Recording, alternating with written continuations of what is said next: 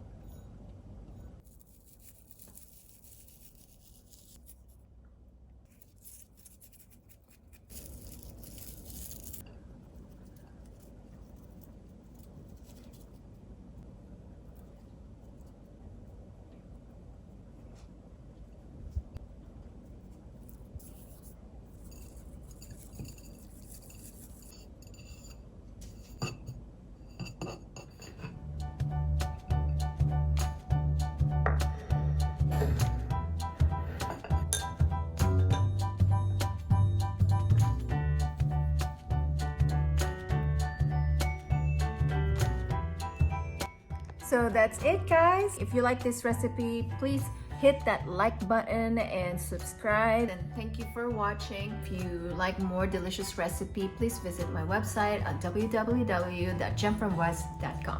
And I'll see you next time. Thanks. Bye.